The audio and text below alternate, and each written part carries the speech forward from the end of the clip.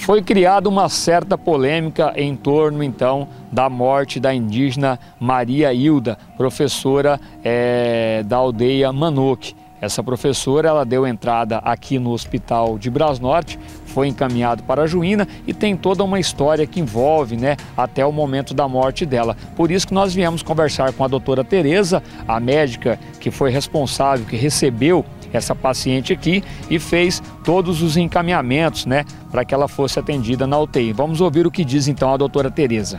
Essa paciente esteve aqui, se não me engano, foi dia 31 de maio ou 1º de maio.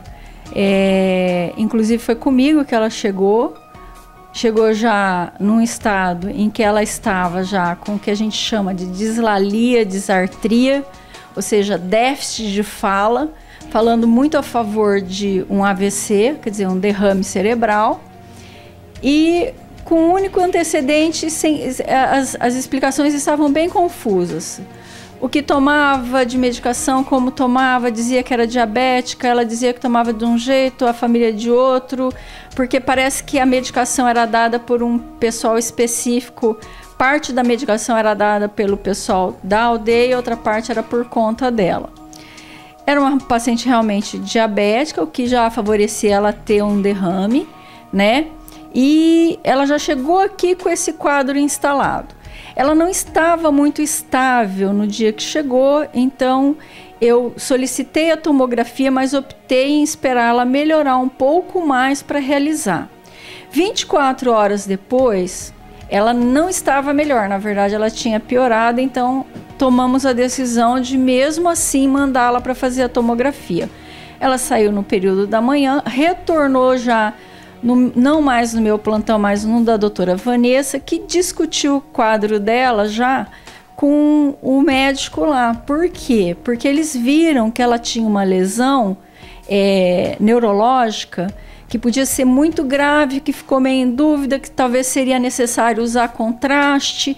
Então ela retornou para cá e foi solicitado já a tomografia com contraste, mais a vaga na UTI. Por que pediram já a vaga na UTI? Pela própria lesão em si neurológica, né? E pelo quadro evolutivo muito rápido do paciente.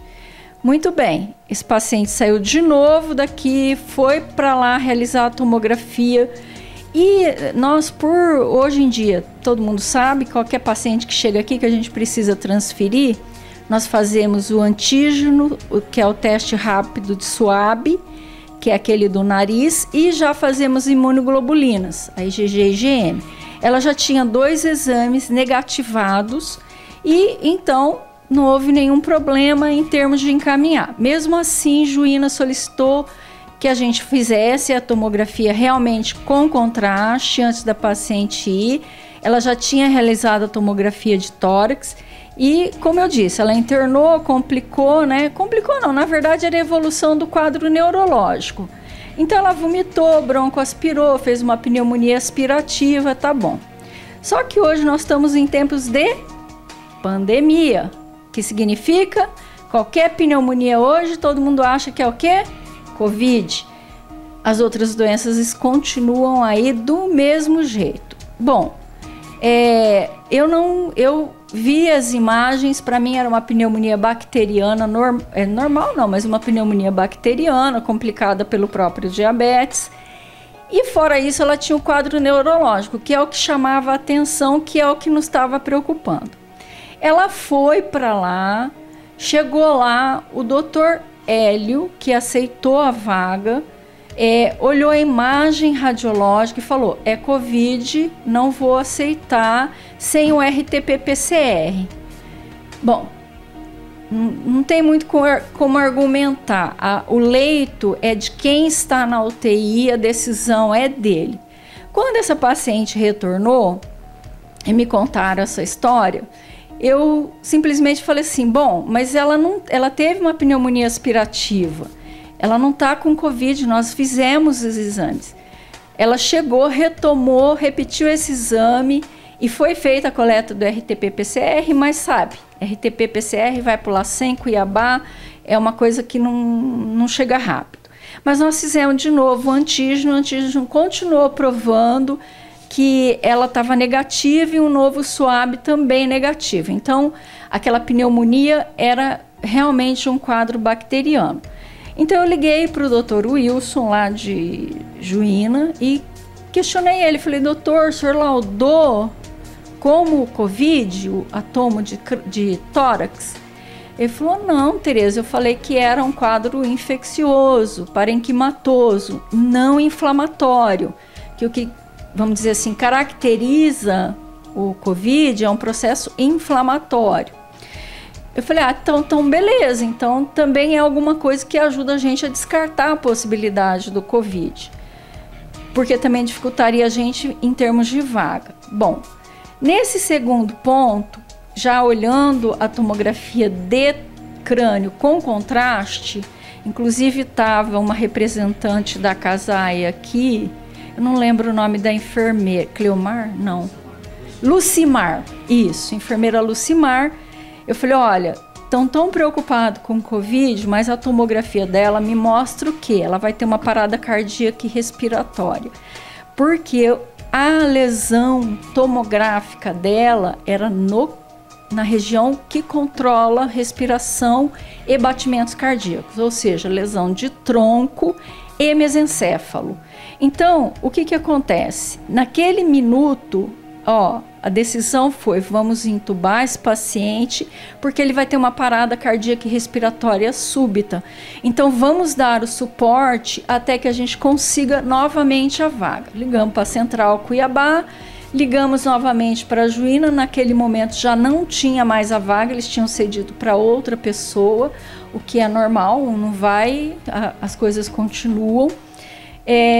E, na verdade, eu entrei em contato com o Dr. Renato, que é neurocirurgião lá em Juína, e pedi para ele dar uma olhadinha e ver o que mais eu poderia fazer para ajudar o paciente até a gente conseguir a vaga. Palavras dele, a gente teve essa conversa, falou, Tereza, o prognóstico dela é muito ruim por causa da lesão. Onde é que está a lesão? Então, assim, a gente tem que torcer para não ter mais complicações, mas o quadro a gente usa a expressão fechado, significa que o prognóstico não é bom. A chance estatística de morte é altíssima. E eu expliquei isso, inclusive, para uma filha que estava aqui, eu falei para ela que isso poderia acontecer, infelizmente a gente não gosta de dar essas notícias, mas eu não poderia deixar de informar, porque o exame provava isso.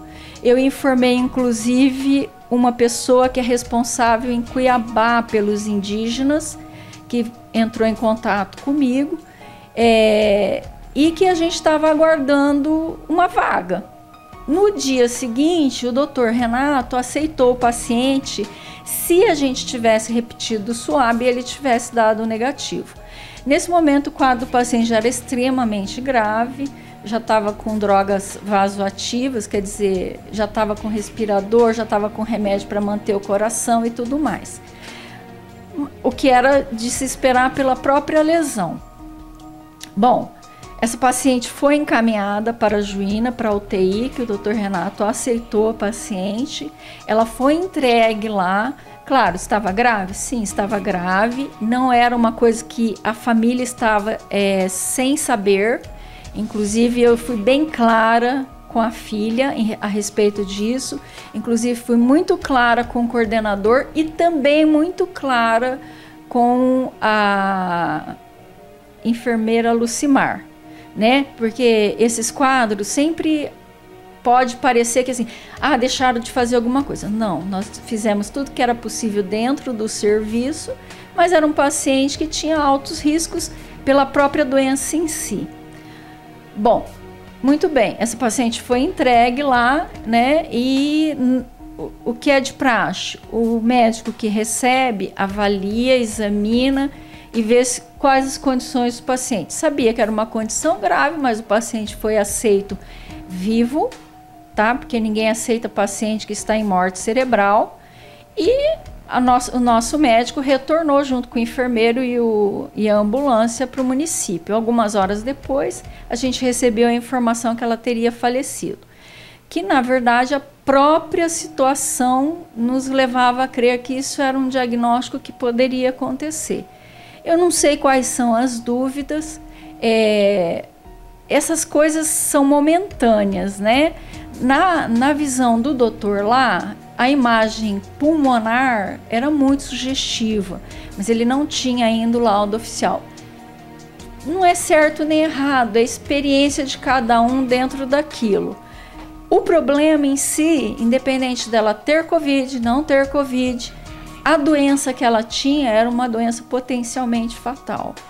Então, eu costumo ser bem clara em relação a isso quando eu vejo, justamente para tentar evitar qualquer tipo de mal-entendido, que às vezes as pessoas têm um pouco de cautela excessiva em contar o que está acontecendo com o paciente e não alertam para os riscos, né? O risco era muito alto e se comprovou com a evolução da própria doença. Posicionamento então da doutora Tereza explicando tudo o que aconteceu em relação então à morte da professora indígena, a dona Maria Hilda. Nós vamos procurar também a enfermeira da CASAI. Nós já conversamos com ela, mas ela está muito ocupada, a demanda está grande, nós não conseguimos gravar com ela, que é a enfermeira da CASAI, ela que recebe sempre os indígenas aqui na cidade e depois encaminha para o hospital e posteriormente é encaminhado para as localidades que precisa, quando é UTI, no caso que a doutora Tereza relatou. Então nós vamos procurar ela para saber também o posicionamento então dela como enfermeira, como responsável pelos indígenas, para saber o que ela tem a falar deste assunto. Com a imagem de William Ávila, o Éder Silva para o Jornal da Rede TV.